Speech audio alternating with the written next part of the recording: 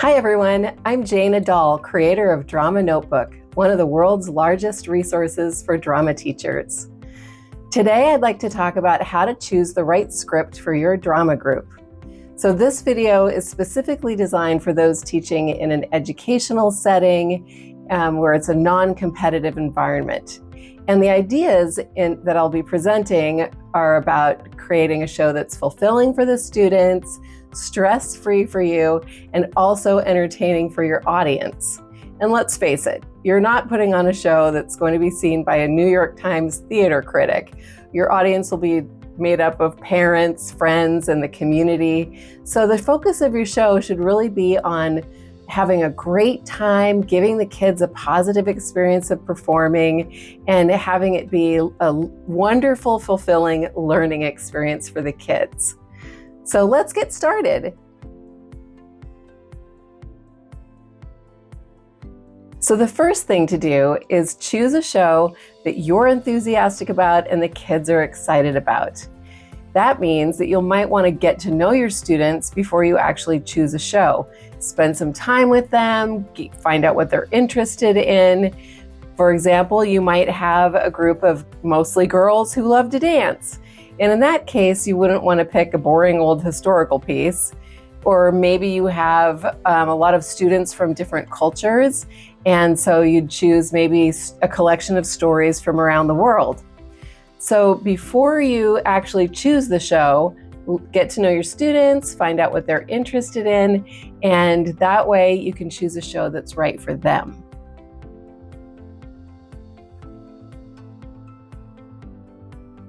Next, make sure to choose a show that fits with the age and ability level of your students.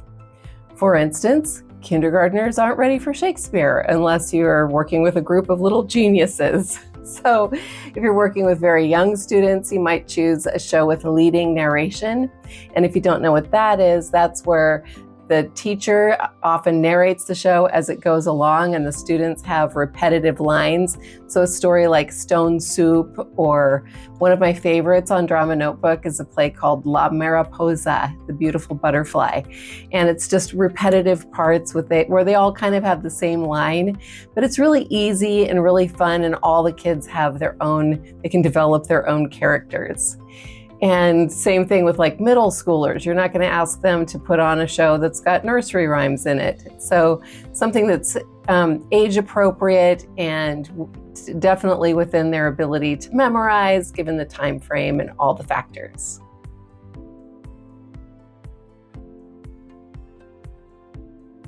You'll also want to find a show that has an appropriate number of parts. Now, I know that sounds completely obvious, but many times teachers will choose a show where there are a handful of speaking roles and then a lot of non-speaking roles and chorus members. And that can feel unsatisfying for students. So you might want to choose a show that has more of an ensemble cast where everyone has a colorful, meaningful part. In educational theater, the point is to give kids a positive experience of performing and give everyone a chance to shine.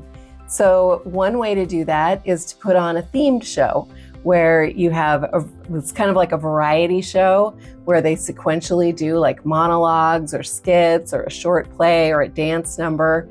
And if you've never done that before, it's surprisingly easy. And we do have a fantastic tutorial on Drama Notebook called How to Put on a Themed Show. And you could do a show based on nature or friendship. And you and your students can put together, you can decide together what the theme is. So there's a download for that on Drama Notebook.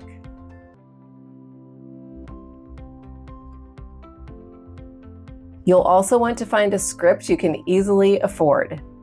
So if you have an unlimited budget, you are a rare minority, and God bless you, you can skip over this part of the video. But if you're a classroom teacher who's new to teaching drama, you may not know that traditional play publishers charge per script. There's a per script fee, which means every person in your cast and crew, it's probably usually like around $7 per script.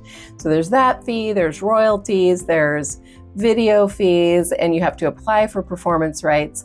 Well, we've done something completely brilliant on Drama Notebook, and we reached out to all of our playwrights and teachers and teaching artists, and they have contributed wonderful scripts to the site, which are royalty-free. You can just print them off and print as many copies as you need for your cast and crew.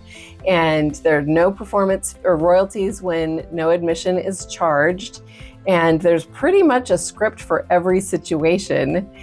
We do ask that you write a note of thanks to the playwright and send pictures if you can, because remember, they were doing this for the joy of knowing their work is being used. But it's a brilliant solution if you've got kind of a low budget or no budget, which is sometimes the case.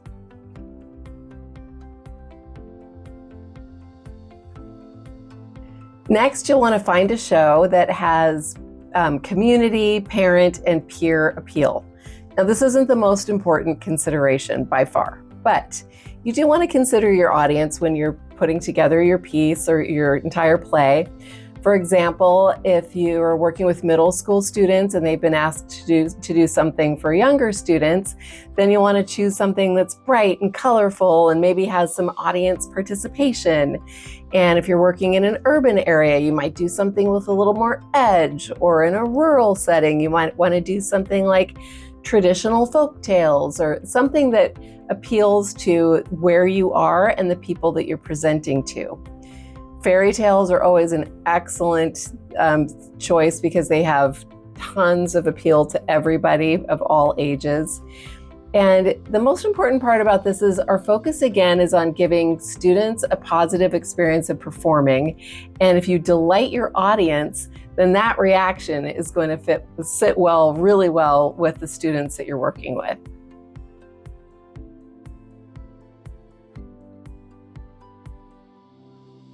Next, you'll want to find a show that can be easily rehearsed given your time frame. This one is really important.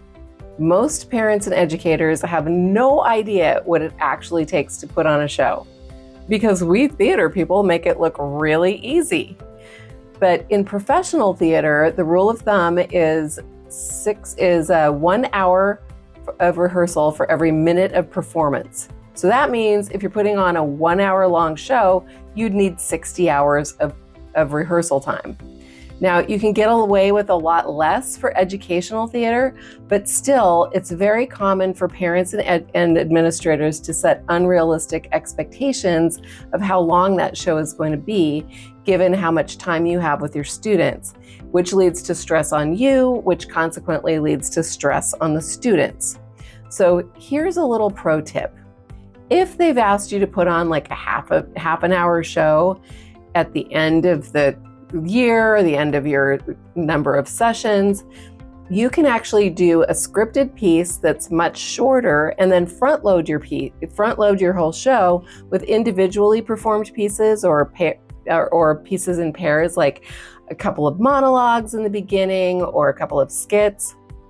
For example, if you're doing like a 20-minute version of Alice in Wonderland, which we have on Drama Notebook, and you've been asked to put on a 30-minute show, you could open your show with a recitation of the Jabberwocky poem with some movement. And that's going to be really, really easy to rehearse and get ready. So I just want to make sure that you know to set a very realistic expectation of how long that performance is going to be so that it's still an enjoyable experience for everybody.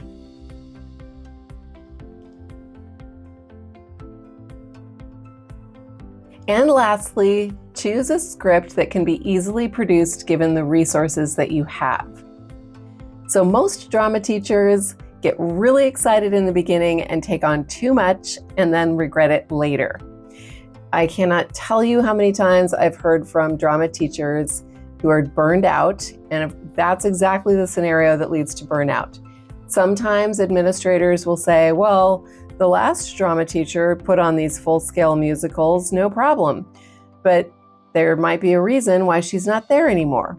So please be kind to yourself and choose a show that has, if you have an unlimited budget and tons of staff to make it happen, great.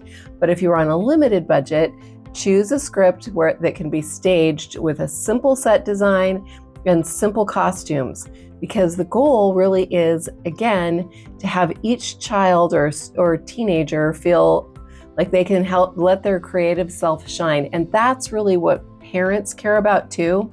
They care much more about how their child developed self-confidence than how many sequins were on the princess dress or how realistic your castle set was.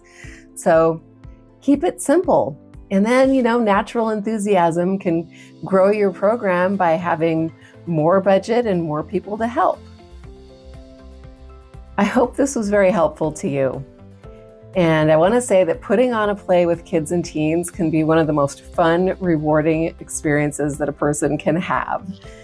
And I want to thank you for doing such meaningful work in the world.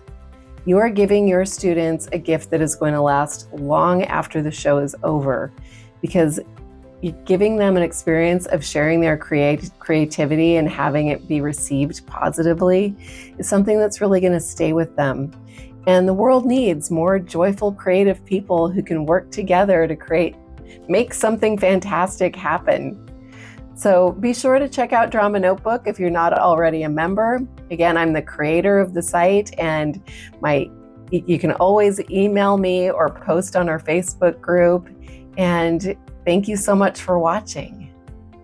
If you are watching this video on YouTube, make sure to hit like and subscribe. It's totally free. Leave a comment because that helps other teachers find this video more easily.